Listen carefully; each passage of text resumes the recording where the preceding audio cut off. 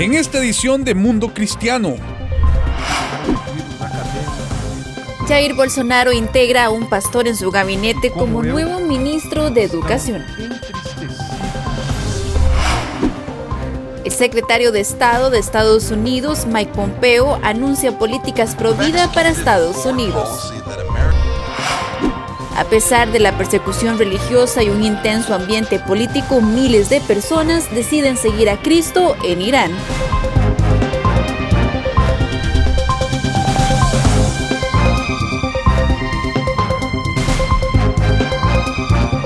Saludos cordiales, bendiciones y bienvenidos a la edición estelar de Mundo Cristiano. Soy Horacio González. Arrancamos con Brasil, donde un pastor evangélico ha sido juramentado como el nuevo ministro de Educación con la esperanza de promover los valores bíblicos en las aulas. Nuestra compañera Stephanie Sánchez nos trae la historia. El presidente brasileño Jair Bolsonaro participó de forma remota en una ceremonia oficial en la que juró al nuevo ministro de Educación. Bolsonaro, que dio positivo al coronavirus el 7 de julio, permaneció en la residencia oficial del Palacio Alvorada, mientras que el recién nombrado ministro de Educación, Milton Ribeiro, y otros miembros del gobierno estaban en el Palacio Presidencial de Planalto. Es un ministerio grande, complexo, con autonomías y sectores. Es un ministerio grande y complejo, con autonomía y áreas que dependen muchas veces de los consejos para tomar decisiones. La vida del ministro no es fácil, y el futuro de nuestra nación depende en parte de él. Le dije a Paulo Guedes, lo que libera a un país, lo que libera a un hombre no son los programas sociales, sino el conocimiento. En su primer discurso como ministro, Milton Ribeiro, profesor universitario y pastor de una iglesia evangélica, dijo que estaba abierto al diálogo con profesores y maestros que, como él, estaban tristes por la situación de la educación en el país. Queremos abrir grande diálogo para ouvir os acadêmicos e educadores. Queremos abrir un diálogo para escuchar a los académicos y maestros que, como yo, están tristes por lo que ha estado sucediendo con la educación de nuestro país. Ribeiro es el cuarto ministro de Educación en funciones desde 2019, cuando Bolsonaro tomó el poder. El ministro anterior, Carlos Alberto Decotelli, dejó el cargo después de solo 5 días en el trabajo en medio de múltiples acusaciones de que había maquillado sus credenciales académicas. El predecesor de Decotelli, Abraham Weintraub, fue blanco de una investigación en una red que supuestamente difundió publicaciones difamatorias y amenazantes en redes sociales sobre jueces de la Corte Suprema. Weintraub renunció el 18 de junio y se fue a los Estados Unidos. Ahora los grupos religiosos que apoyan al presidente dicen que el Ministerio de Educación es clave para impulsar los valores cristianos en Brasil y dejar a un lado lo que consideran influencia izquierdista en las escuelas. Por eso muchos esperan que Ribeiro supere las expectativas y logre promover una educación basada en los principios cristianos. Stephanie Sánchez, Mundo Cristiano.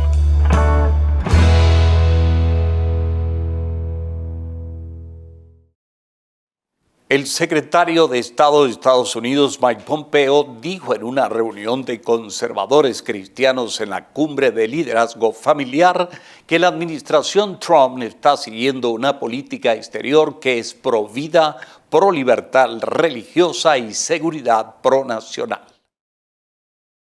Hemos ejecutado una política exterior que las familias estadounidenses en Des Moines, Dubuque y en Davenport pueden creer.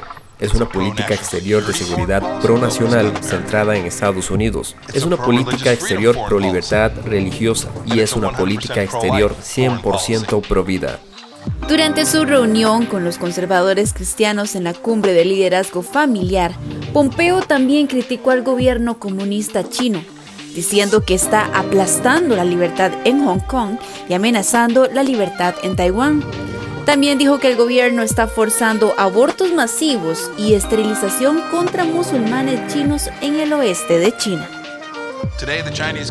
Hoy, el Partido Comunista Chino está aplastando la libertad en Hong Kong, está amenazando a un Taiwán libre, está tratando de dominar las redes de comunicaciones mundiales, incluidas las de aquí, en lugares como Iowa. Y dentro de China, solo para dar un ejemplo, hace semanas leí un informe del Partido Comunista Chino que obligaba a abortos masivos y esterilización de musulmanes chinos en el oeste de China. Estas son una de las violaciones más graves de los derechos humanos que hemos visto, y me refiero a ello como la mancha del siglo. Pompeo destacó que la administración ha impuesto sanciones y restricciones de viaje a China y está revisando los acuerdos con Hong Kong a la luz de la represión de China a los derechos humanos allí. No nos quedaremos quietos mientras la China comunista trata de aplastar las libertades del mundo. Hemos impuesto sanciones de restricciones de viaje a los funcionarios del PCCH. Estamos diciendo la verdad todos los días de dónde vino el coronavirus y el encubrimiento comunista de ese virus. Estamos revisando el acuerdo con Hong Kong a medida que el Partido Comunista erosiona la libertad de las personas en ese lugar. Esos comentarios los hizo 2 días después de que anunció que Estados Unidos impondrá prohibiciones de viaje a los empleados del gigante tecnológico chino Huawei y otras compañías chinas que Estados Unidos determina que están ayudando a los gobiernos autoritarios a tomar medidas enérgicas contra los derechos humanos, incluso en la provincia occidental china de Zhejiang. Pompeo también dijo que la administración Trump ha defendido los derechos de los no nacidos como ninguna otra administración en la historia. Señaló el restablecimiento por parte de la Administración de la Política de la Ciudad de México, que bloquea los fondos federales para las organizaciones no gubernamentales que brindan asesoramiento o referencias sobre el aborto o amplían los servicios de aborto. Y nuestra administración ha defendido los derechos de los no nacidos como ninguna otra administración en la historia. El aborto simplemente no es un derecho humano, se necesita una vida humana. Todos ustedes lo saben. El salmista dice eso en el Salmo 139. Tú me hiciste en el vientre de mi madre. Aquí es cuando empieza la vida. Punto y final. Entonces, hemos restablecido las políticas de la Ciudad de México, de modo que ningún centavo del dinero de los contribuyentes estadounidenses irá a una ONG extranjera que realice abortos activos en cualquier parte del mundo. Continuó hablando sobre los esfuerzos de la administración Trump para evitar las contribuciones de los abortos. Movilizamos a 20 países para que emitieran una declaración conjunta en la ONU criticando el lenguaje pro-aborto en los documentos de la ONU. Esto no ha sucedido antes. Dijimos claramente, citando, que no existe el derecho internacional al aborto. Puede parecerles simple, pero en muchas partes del mundo este tipo de lenguaje es prohibido. El presidente Trump y nuestro equipo hicieron un esfuerzo constante para lograr que esto sea reconocido en todo el mundo. Stephanie Sánchez, Mundo Cristiano. A pesar de que en Irán ser cristiano es difícil, una televisora informa que aumentaron las llamadas de personas que quieren entregarle su vida a Jesús. Al volver de la pausa, le contamos los detalles. Nuestra gran familia en YouTube sigue creciendo. Ya somos más de 100,000 personas que nos informamos con una perspectiva cristiana en el canal de YouTube de Mundo Cristiano. Mientras cocinas, puedes sintonizar MC Digital. Mientras conduces o esperas el transporte público, puedes informarte con la actualidad internacional. O puedes ver nuestros reportajes desde tu computadora, buscándonos en YouTube como Mundo Cristiano. Suscríbete y activa la campana de notificaciones.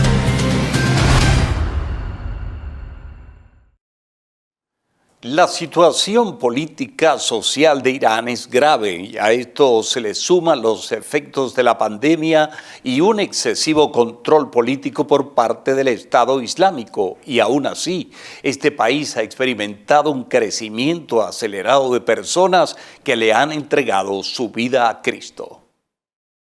Hace solo unos días el gobierno ejecutó a un ingeniero informático condenado por espiar para la CIA y la inteligencia israelí. Mahmoud Musavi Majid recibió esta sentencia por presuntamente transmitir información a la CIA sobre el paradero del general Qasem Soleimani. El poderoso líder fue asesinado en un ataque estadounidense con aviones no tripulados a principios de este año. Este es un régimen que se enfrenta a una posible rebelión en el futuro cercano. Los funcionarios del régimen hablan de ello, por lo que están ejecutando a mucha gente para meter miedo al público. Esta ejecución sigue una serie de misteriosos incendios y explosiones en todo el país. El pasado domingo estallaron incendios en una instalación militar cerca de Teherán, un astillero en Bushehr y una planta de energía clave conectada a la instalación nuclear iraní de Natanz en Isfahán. Incidentes similares han ocurrido en Irán desde junio. Esto no puede ser una coincidencia. Esto no puede ser solo una serie de accidentes sin la intención maliciosa de alguien. Algunos señalan a una continua guerra abierta y a veces encubierta de Israel contra el régimen islámico.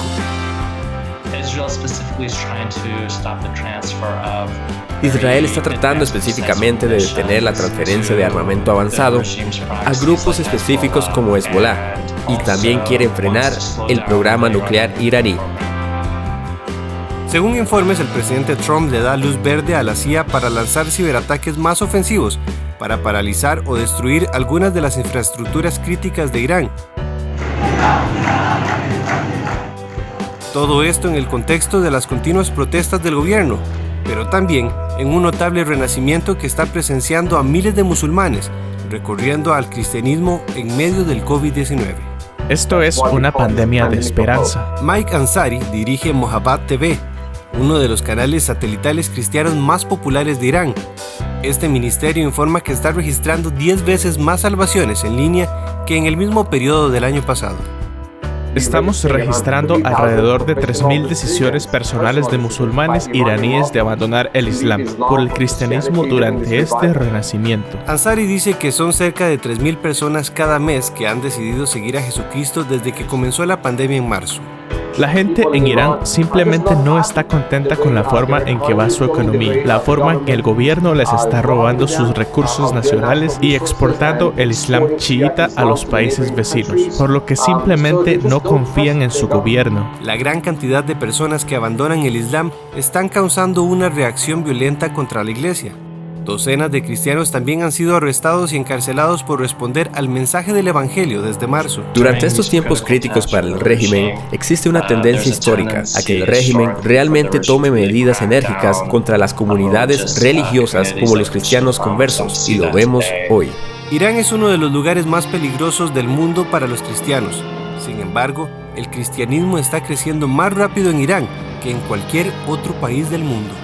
Kevin Valverde, Mundo Cristiano. En Pakistán, la persecución religiosa se ha agravado en las últimas semanas. Los cristianos que no han muerto durante los ataques de sus vecinos musulmanes han quedado gravemente heridos. Ha sido un mes difícil para las minorías religiosas en Pakistán. Un cristiano fue abatido a tiros porque alquiló en un barrio musulmán en el noreste de Peshawar, cerca de la frontera con Afganistán. Otro cristiano, pastor, su esposa y su hijo de 12 años fueron golpeados por sus vecinos musulmanes en el este de Punjab y se les dijo que abandonaran su pueblo. Un político de oposición fue acusado de blasfemia después de declarar que todas las religiones eran iguales, y una figura política de alto rango, aliada con el gobierno y respaldada por extremistas islámicos, detuvo la construcción de un templo hindú en la capital de Islamabad. Los analistas y activistas advierten sobre los peores tiempos que se avecinan al ver que el primer ministro Imran Khan vacila entre tratar de forjar una nación pluralista y una basada en sus creencias islámicas conservadoras. El miedo persigue a la familia de Nadim Jordan, el hombre cristiano que fue asesinado a tiros porque alquiló en un barrio musulmán en Peshawar. Los investigadores dicen que los pistoleros han huido, pero también acechan a la familia de Nadim, amenazando a su cuñada. El 7 de julio, mi otro hijo se dirigía a su casa cuando 2 hombres en una motocicleta lo detuvieron y le dijeron: te daremos una lección.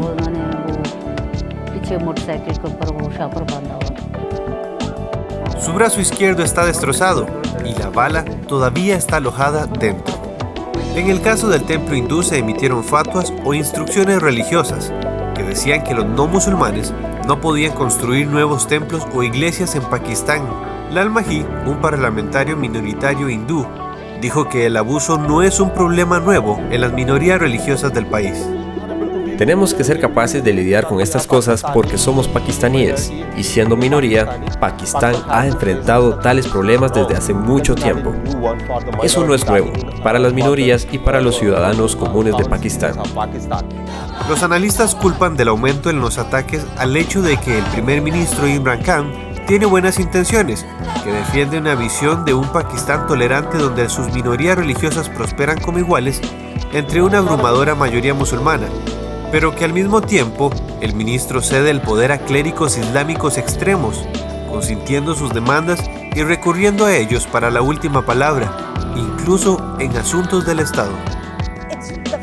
Es el miedo de la organización en cuanto a lo que pueden hacer. Pueden causar caos en todo Pakistán. Saben que solo lo hicieron en protestas en Islamabad y creyeron que esta protesta estaba en todo Pakistán. Y suponiendo que la coalición de partidos políticos religiosos se unió como lo hicieron en Khyber Pakhtunkhwa durante el 2002 al 2017, gobernaron Khyber Pakhtunkhwa con una coalición arcoíris. La lista de concesiones de Khan a los religiosos radicales es larga. Una de ellas fue cuando el coronavirus surgió por primera vez como amenaza en el país. Khan se negó a cerrar una reunión de decenas de miles de misioneros islámicos. Mientras tanto, los cristianos esperan que como minorías se les respeten los derechos más básicos como la seguridad, informó Kevin Valverde, Mundo Cristiano.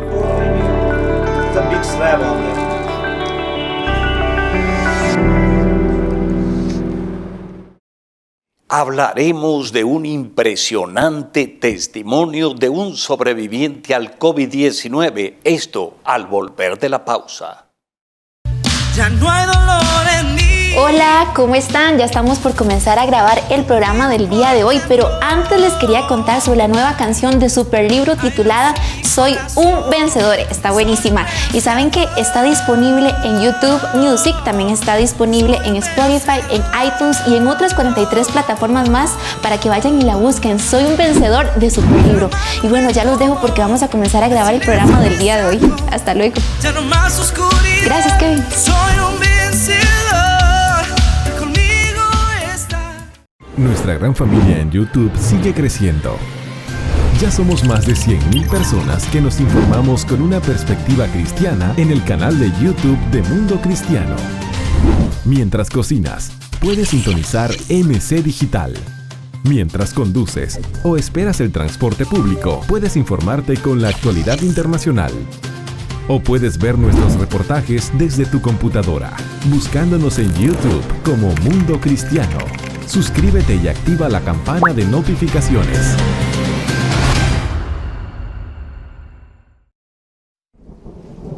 Empecé a sentir dolor de cabeza y me sentía muy débil. Y después de eso, Stephanie se empezó a sentir mal también. Estábamos orando para que solo fuera gripe y en cuestión de 3-4 días nos dimos cuenta que no solo estábamos enfermos, sino que estábamos muy enfermos. The World Health Organization today declared the coronavirus a global pandemic, citing the alarming levels of spread, but also the alarming levels of inaction in their work. The death toll rising here in the U.S. to at least 30.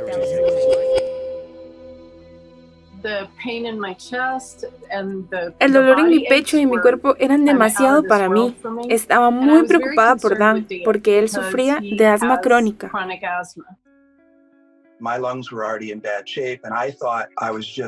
Mis pulmones ya estaban mal desde antes y pensé que solo estaba teniendo problemas de asma. Pero resultó venir con dolor de cabeza, fiebre, y nos empezamos a sentir nerviosos con lo que estaba pasando.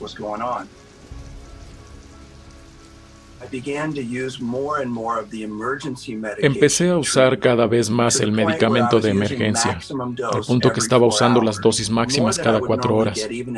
Era más de lo que usaba inclusive en emergencias, y mi habilidad para respirar disminuía. Aquí es donde las cosas se volvieron una batalla, debido a que sabíamos que, si íbamos al hospital, nos iban a separar. Y también sabíamos que, debido a su condición delicada, había una posibilidad real de que falleciera.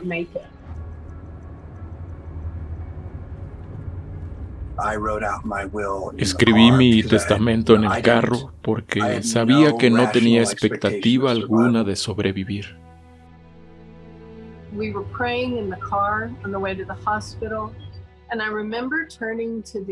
Íbamos orando en el carro de camino al hospital y recuerdo volverme hacia Dan en mi dolor y decirle: necesito que sepas, antes que lleguemos y nos separen, que eres el amor de mi vida.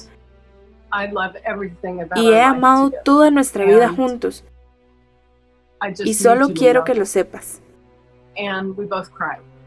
Y ambos lloramos.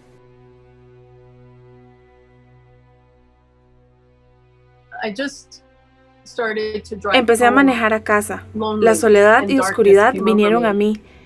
Y estaba durmiendo 16 horas al día porque estaba muy enferma. Me tuve que autoaislar y poner en cuarentena y vivirlo sola porque no había nadie más en la casa. Escuché en mi interior: 3 días. 3 días. Estábamos en medio de la cuarentena y en cierto modo había un consuelo con eso, en el sentido de que tenía que esperar 3 días. Cuando recibí la noticia, estaba devastada. Temblaba hasta los huesos. Ingresé en una oscuridad que no había experimentado antes. Estás solo, sintiéndote solo, porque cuando entras en cuidados intensivos con COVID-19, no ves los rostros de nadie. Tenía mucho miedo, pero nunca perdí la fe y batallé a ese miedo y permanecí orando y no lo dejé que me tomara. No puedo decir que no tenía paz, pero estaba con mucho estrés. Estaba listo para morir. Escribí una carta con el corazón y lo posté en redes, donde decía: por favor, oren por mi esposo. Él está con un ventilador. Necesitamos enviar oraciones al cielo y orar específicamente que sus pulmones sanen, que él empiece a respirar por sí mismo en el poder del Espíritu Santo.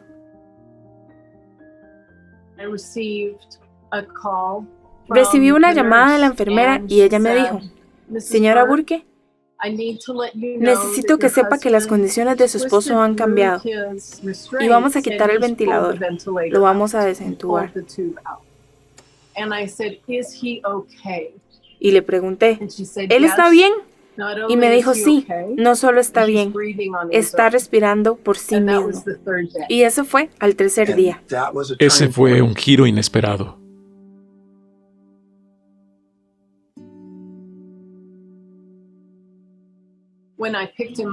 Cuando lo recogí, todavía estaba débil.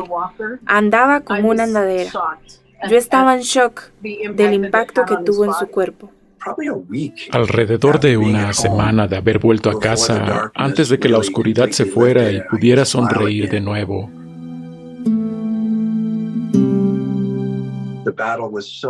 la batalla fue tan abrumadora como un niño pequeño sacando una pequeña espada, enfrentándose al príncipe de la oscuridad.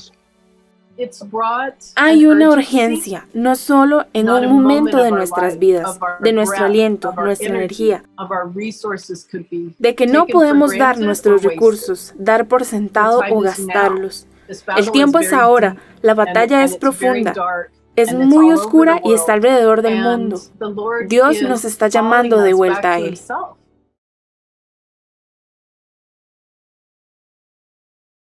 Y este próximo lunes, para nuestra edición de MC Digital, les compartiremos el testimonio de uno de nuestros compañeros de CBN Latinoamérica, quien estuvo a punto de morir por COVID-19, pero su fe en Dios lo levantó de la cama.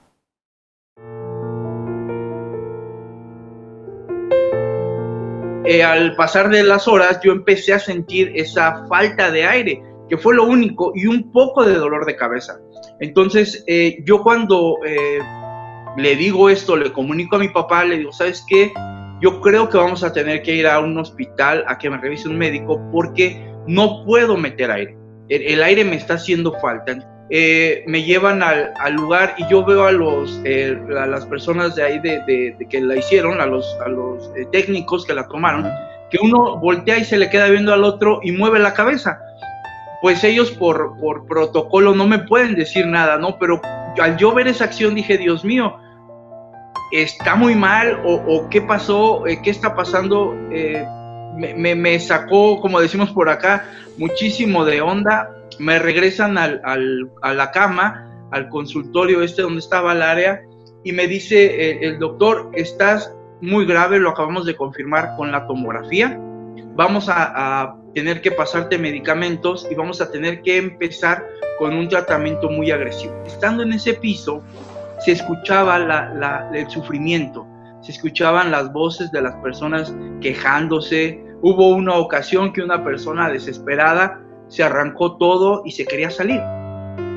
Él argumentaba que estaba retenido ahí porque le querían hacer algo malo.